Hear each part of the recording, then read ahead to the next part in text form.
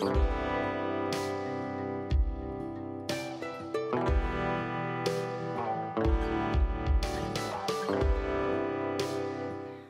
name's Amanda D, and today I'm going to talk you through a few headstand variations. We're going to do the alignment for Sirsana A, Sirsana B, and Sirsana C. So you might want to be next to a wall. It's going to make it a lot easier. If you're new to the class, definitely use a wall, unless you know how to fall. A good way to practice falling is to learn how to do tumbles, which I can maybe quickly show you now. Let me see how this goes. But this is how you learn to fall. Is you bring your head down and you roll. At first you feel like you're a box rolling, but that's how you can fall out of the pose, is to round up in a little ball and just tumble over. But again, I highly suggest using a wall for the first few months until you feel like you've nailed your headstands.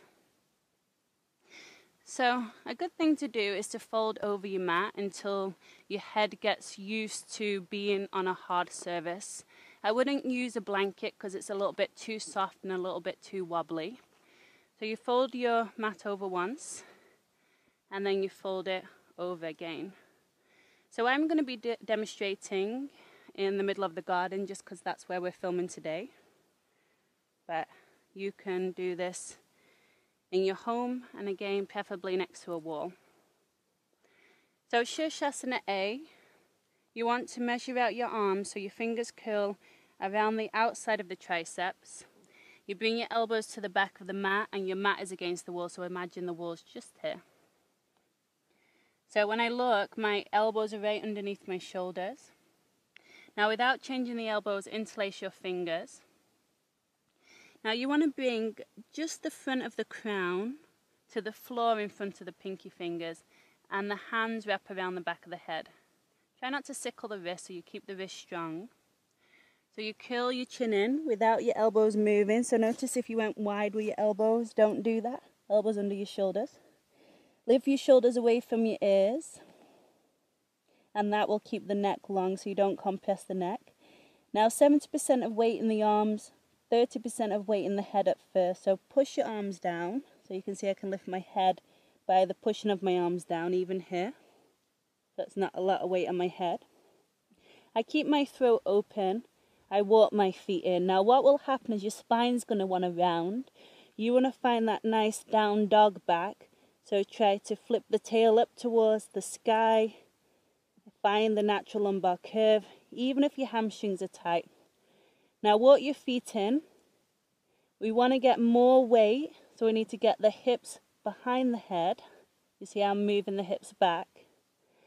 And instead of it being like a big core thing from here, you're just using the balancing tipping point. Push down into your elbows, bring one knee in, and then the other knee. And then slowly unfurl like a flower. Legs squeeze together. Press the heels up. Draw the lower ribs in and lengthen your tail up. Again, your feet are flexed, your shoulders away from your ears. 70% of weight as your arms push down, 30% of weight in your head. Deep breaths. Staying there for variations in Sirsana A. You can try to learn to pike your legs up. So now you have to arc back even more, you see that? To get more weight behind my head, so my feet lift. You can see that's not me using core, it's just the balancing point. Push your elbows down, lift your legs up. You can also do it one leg at a time, that some people prefer. Reaching that top leg back, lift up high in the left tippy toe, and the other leg will come up.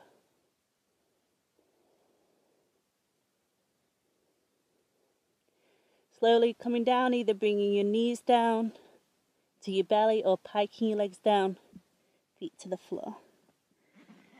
Take a moment, stack one fist on top of the other, and then rest your forehead on top of your potato hands to release the neck.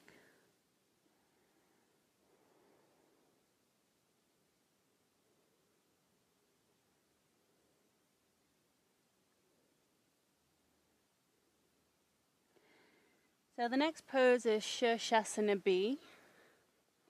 So this is tripod headstand in English. You want to have your hands no wider than your shoulders, spreading your fingers wide. Now a lot of the time when people do this, they bring the head in between the hands and you're not creating that perfect tripod. So your head has to be the same distance from your left hand as your head is to your right hand, as your hands are from each other, so it's a perfect symmetrical triangle. So I come forward, I bring the crown of my head to the floor this time, elbows over your wrists, elbows in line with your shoulders, so keep your elbows hugging in, shoulders away from your ears, tuck your toes and just see how that feels. It's a lot more weight on your head, so if at first it seems too much, bring your knees down and just keep playing with the weight. Now from here, you walk your feet in, you keep your throat open, try not to roll to the back of the head, elbows hugging in, shoulders plugging back. Now the one I teach my beginners is to lift your hips high, so you have to kind of back bend your lower back, and see if you can climb one knee on the arm, and then the other knee on the arm, and then eventually you're trying to move your hips back to hover your knees. So again, you want to be next to a wall behind you. Now for the variations in this, usually we come into class from a wide-legged position and the teacher tells you to lift up into tripod headstand.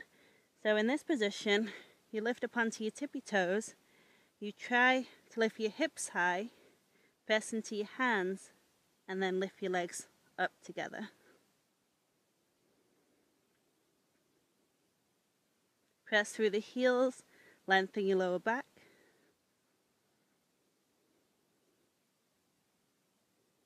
Move your legs back a little bit so your heels are right over your head.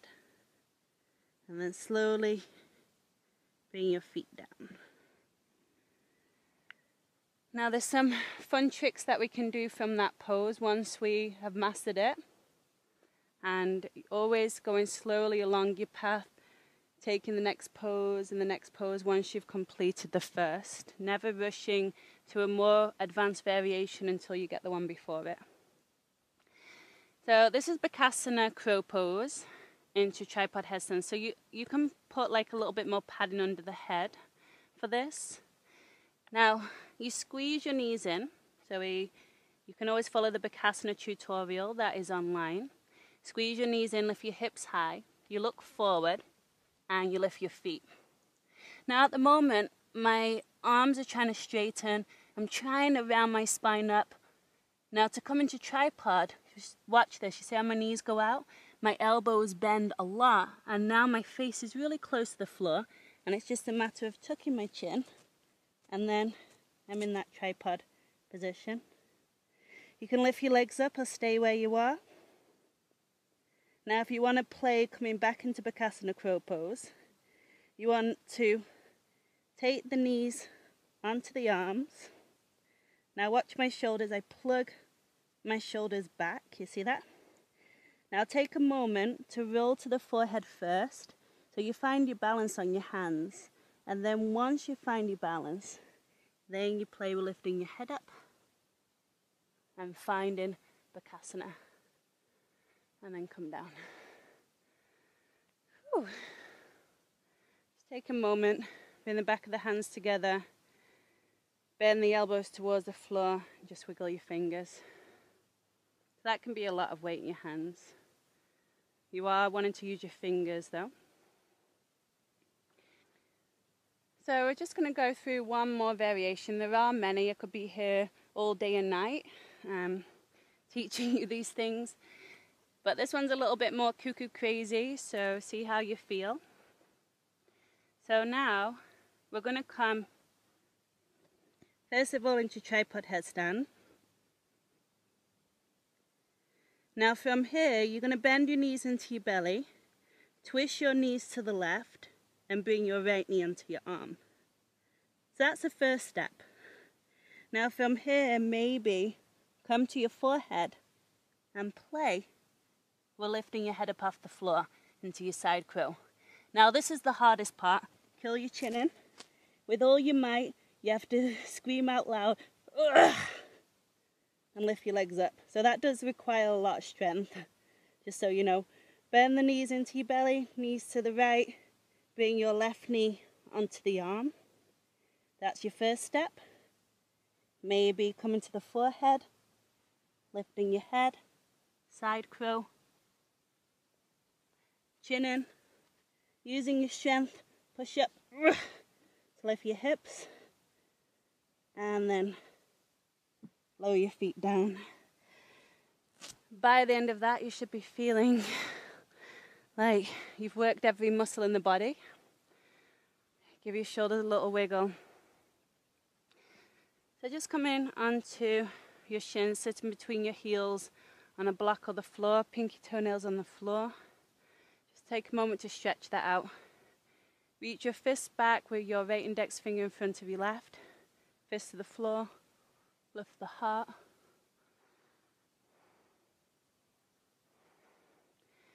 Changing direction, well, changing interlacing of the fingers.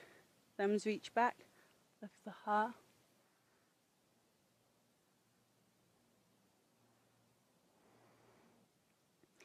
Okay, so I'm going to show you one more variations, and I'm sure in the future I'm going to be showing you many, many more. So look out for those. I want you to undo your mat. So by the time you're doing this pose, you should have been practicing headstand for quite a long time. You're super, super steady. You don't need the wall anymore. Otherwise, you definitely don't do this one.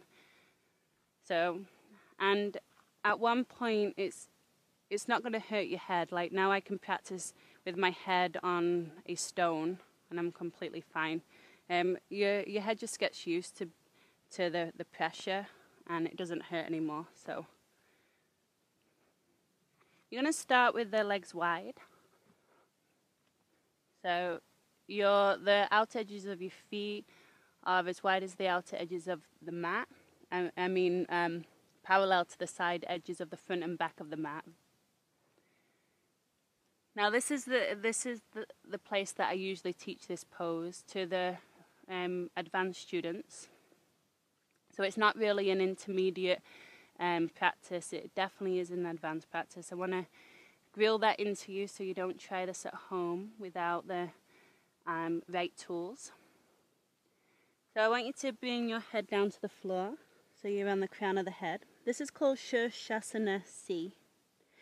Your arms reach back through your legs. So this is the practice when you are not coming up. It's just you're getting used to maybe you have to walk your feet in, pulling your head down towards the floor. Now with the palms face down or the palms face up, depends which one feels better to you. Hands wider than your shoulders. I like to use the back of my hands. Now from there, you lift up onto your tippy toes and you see if you can hover your feet. So you stay here. This requires a lot of core strength, a lot of strength in the neck. Push the head down. Now only if you feel super, super stable, you can lift your legs up. Press through the ball of the feet into your yoga foot. Heels right over the crown of the head.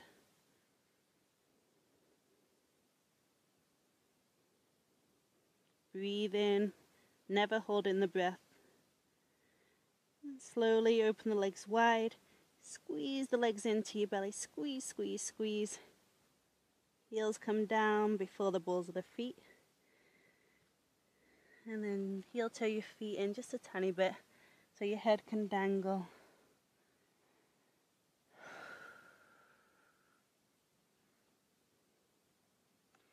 So you can follow up with a shoulder stand, which will help to release that.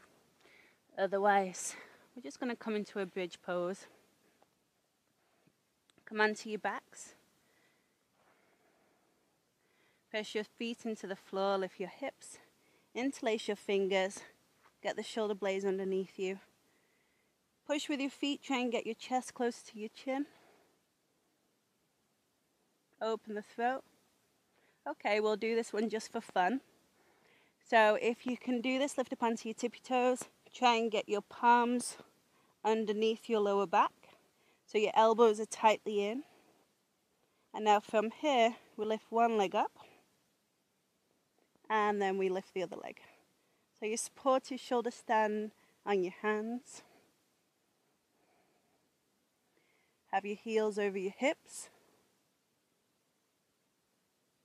Then maybe bring your feet over your head.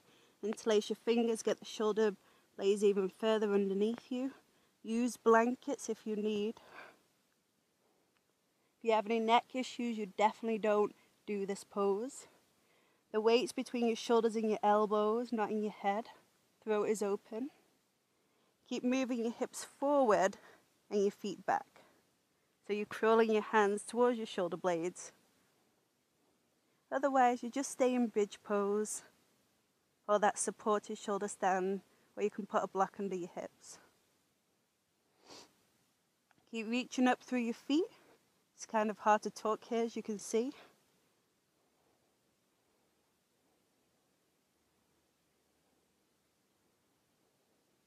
Either lower the legs behind you or turn your thumbs to point towards your spine.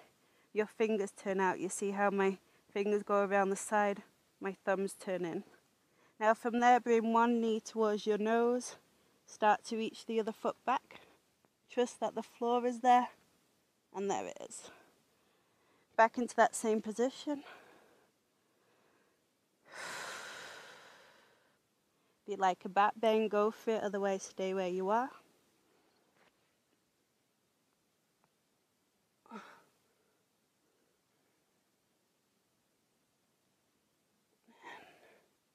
Lower yourself down. Let your knees knock together. Finish off with any of the poses that your body might want. Always listening. Hug your knees in.